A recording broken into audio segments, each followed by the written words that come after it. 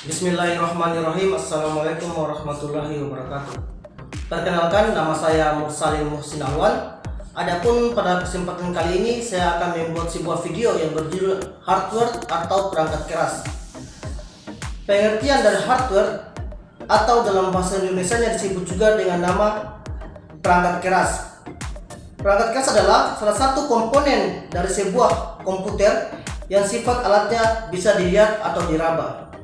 Jenis-jenis hardware yaitu ada 5. Yang pertama, input device atau unit masukan. Yang kedua, process device atau unit pemrosesan. Yang ketiga, output device atau unit keluaran. Yang keempat, backlog storage atau unit penyimpanan. Yang kelima, peripheral atau unit tambahan. Saya akan menjelaskan masing-masing pengertiannya. Yang pertama yaitu unit masukan atau input device. Unit ini berfungsi sebagai media untuk memasukkan data dari luar ke dalam suatu memori dan prosesor untuk diolah guna menghasilkan informasi yang diperlukan. Adapun unit masukan atau input device ini ada pembagian-pembagiannya juga. Yang pertama yaitu keyboard. Keyboard merupakan unit input yang paling penting dalam suatu pengolahan data dalam komputer. Keyboard dapat berfungsi memasukkan huruf, angka, karakter khusus, serta sebagai media bagi user untuk melakukan perintah-perintah lainnya yang diperlukan. Yang kedua, mouse. Mouse adalah salah satu unit masukan atau input device. Fungsi alat ini adalah untuk perpindahan pointer atau kursor secara cepat. Selain itu, dapat sebagai perintah praktis dan cepat dibanding dengan keyboard. Yang ketiga, touchpad.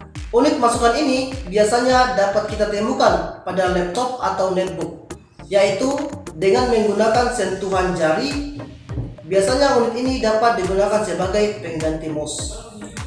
Yang kedua, process device atau unit pemrosesan. Sangat penting dalam komputer. Kendalaan suatu komputer dapat dilihat dari prosesor yang digunakan. Misalnya, 1. Prosesor alat ini berfungsi sebagai pengolah data. 2. Register merupakan jenis memori yang terdapat pada prosesor dan sebagai memori internal prosesor. 3. Chassis memory merupakan memori yang dapat meningkatkan kecepatan komputer dan dikatakan sebagai memori perantara. Yang keempat, ROM atau read only memory. Memori dalam CPU berfungsi membantu proses kerja komputer.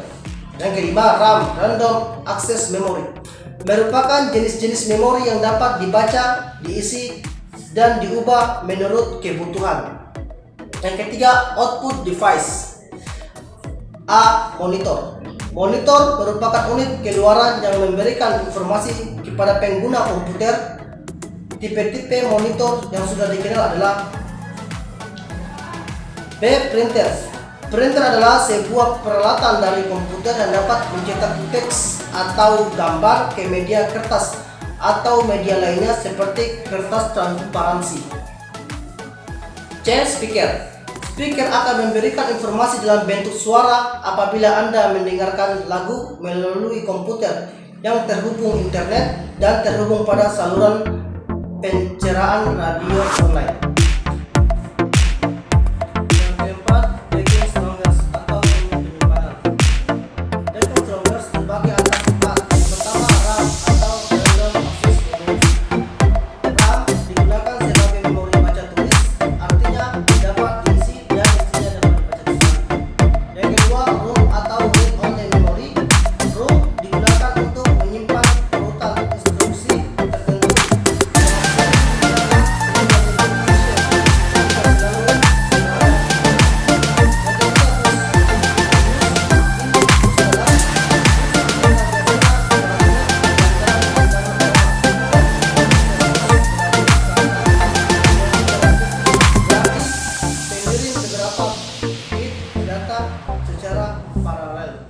Yang keempat, memory chassis.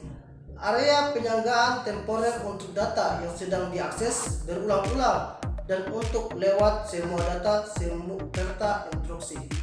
Yang kelima, peripheral atau unit tambahan.